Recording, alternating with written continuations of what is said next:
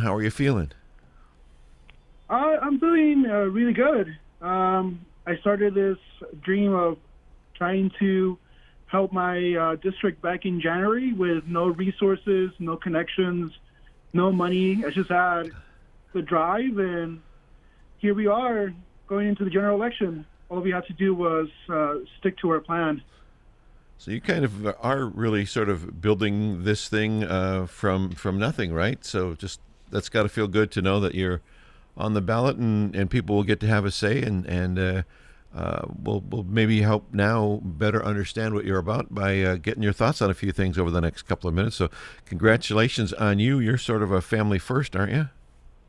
I am. I'm the first in my family to graduate college, first to serve in the military, first to go to law school, first to go to graduate school, first to run for office. Yeah, thank So you. everything. Thanks for your military service. We appreciate that, and all who serve. So good on you for that. Well, let's talk a little bit about where you see the state. We'll ask you the same kind of questions we asked your opponent, starting with the coronavirus and its impact on our state. How do you think that we've done so far as a state, and what else might you do to help us get through this? Well, my heart goes out to all the small businesses, the restaurants, small shops that were affected.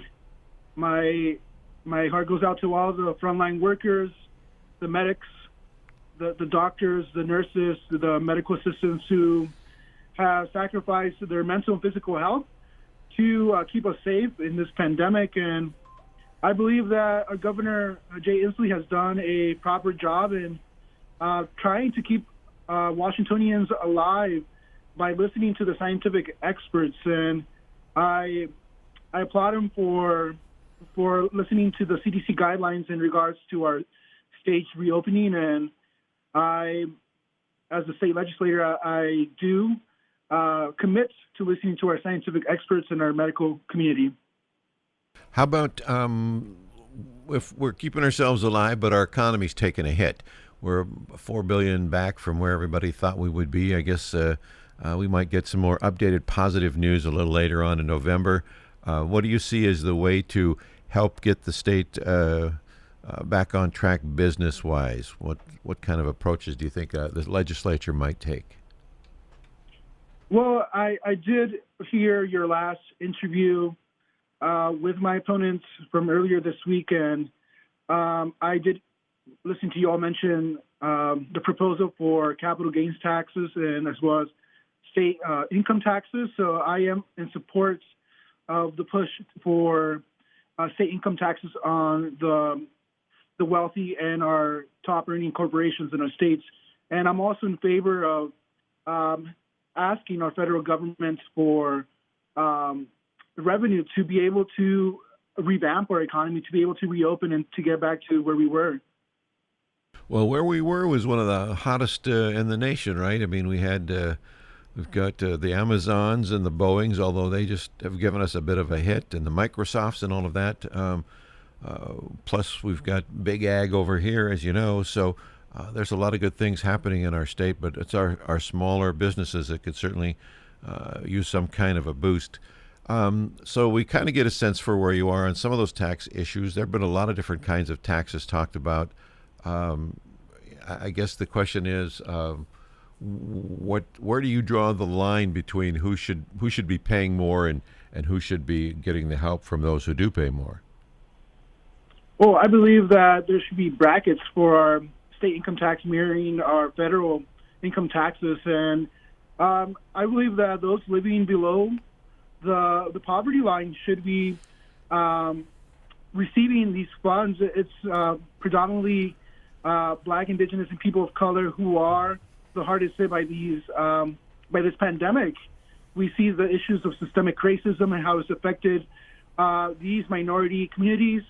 And in regards to taxing the corporations, I think it's fair because they are not paying their fair share, not to our state, not to our federal income base, our federal income tax base. And as we see with our president, who is a self-proclaimed billionaire, he didn't pay taxes for 10 or 15 years, and he only paid $750 in taxes to our to our federal taxes. So I think it's unfair that the wealthy in our states and in our country are not providing the adequate resources to create a safety net for these minority communities, as well as for those who are low income in our states.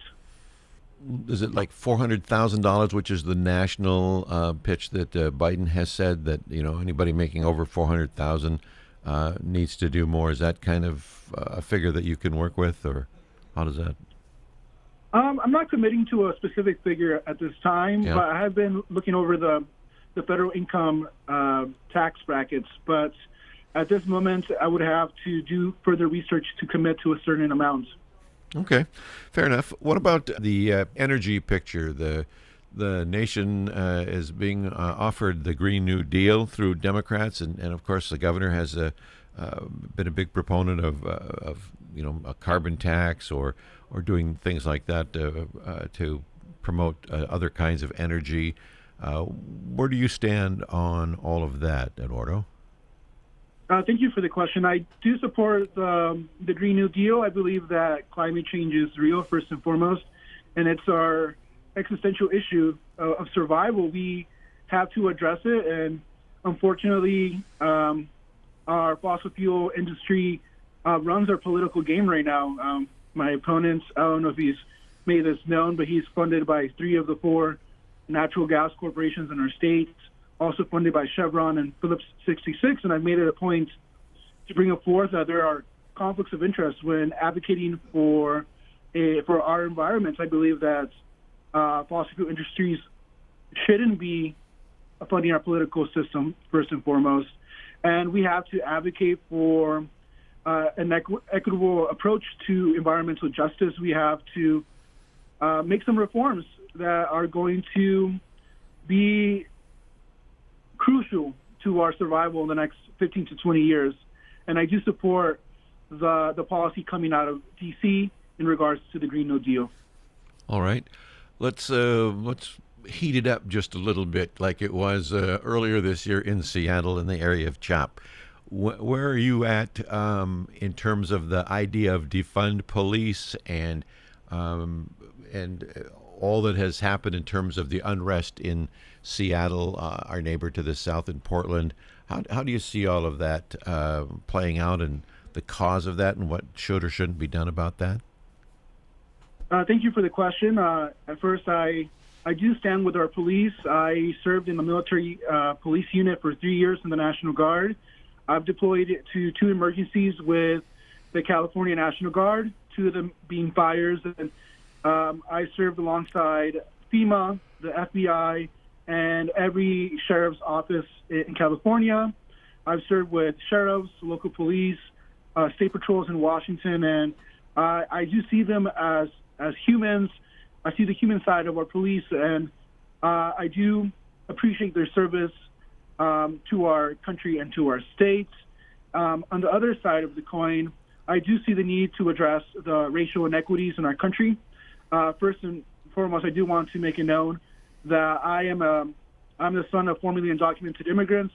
I grew up in poverty. I'm Mexican American, so I understand the racial issue in our country, as well as the law enforcement issue.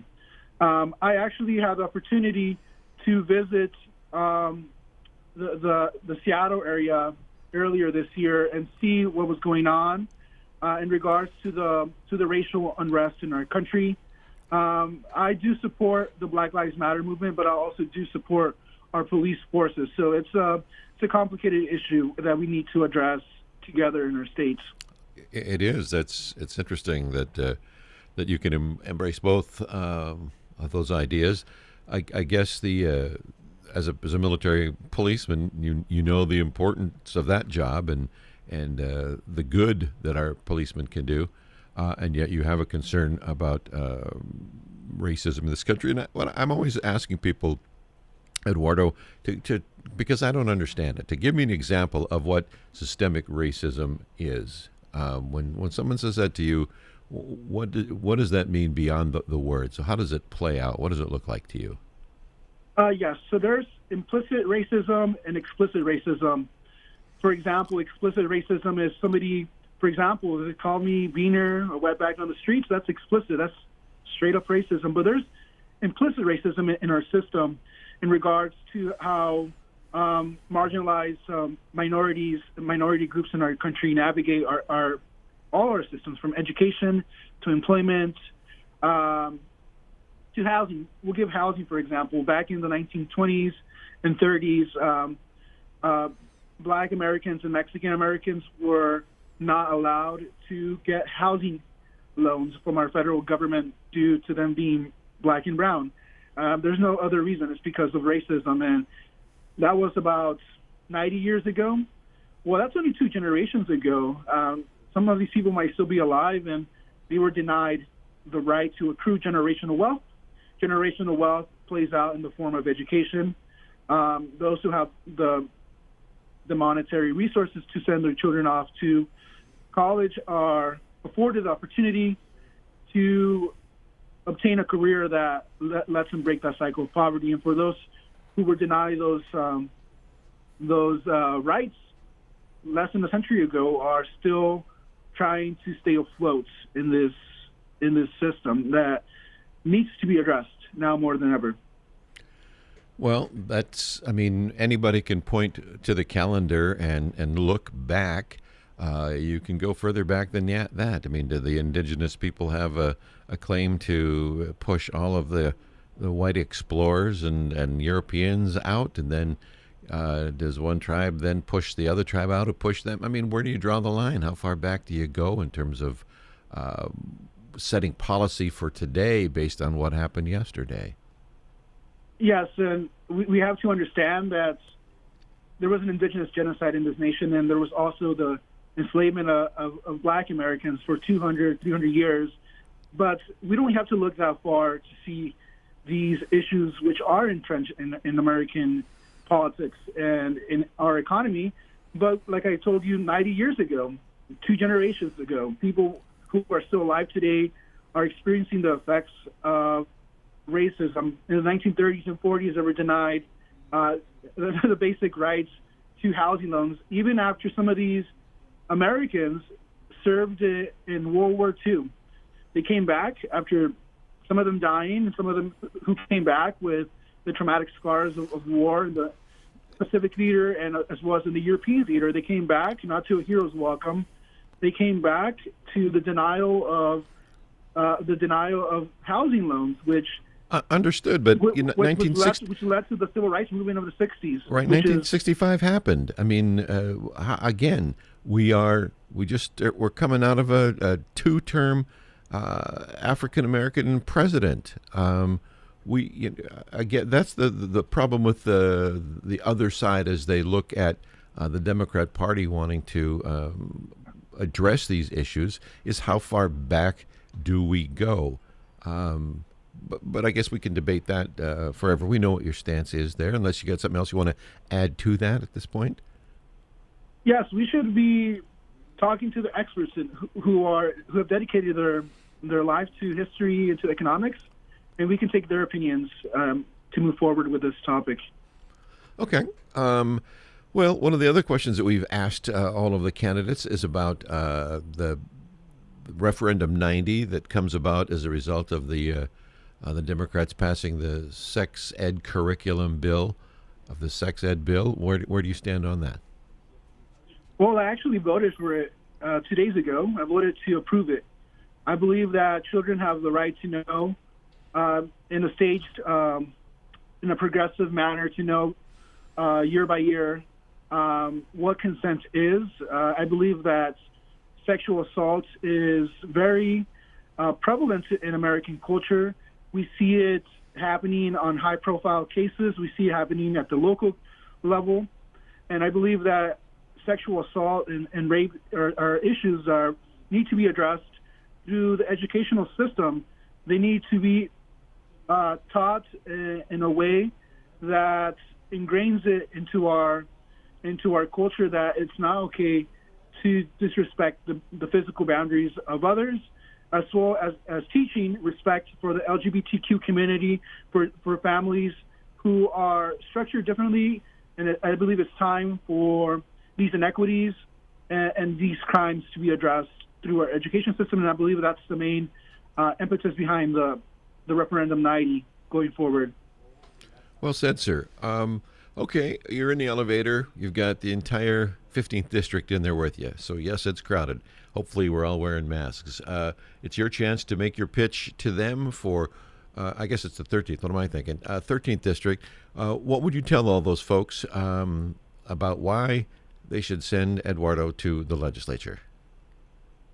Well, I think you should send Eduardo to the legislature because we need a new blood in Olympia. I believe that it's time for term limits.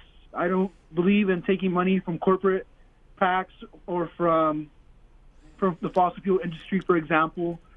My opponent has taken 2/3 of his money from corporations making $2.2 trillion in revenue per year.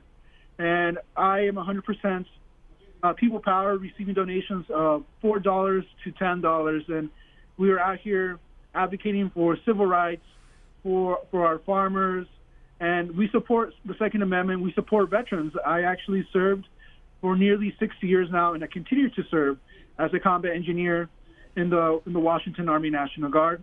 As I mentioned, I served for 3 years in the military police unit in California, served for 2 missions, 2 wildfires, and I understand climate change. I've seen the damages that it has done face to face, and I'm a candidate for all people, both Republicans and Democrats. I grew up on a farm in Quincy, Washington, so I understand the issues that are pertinent to our local region. So vote for Eduardo this November 3rd.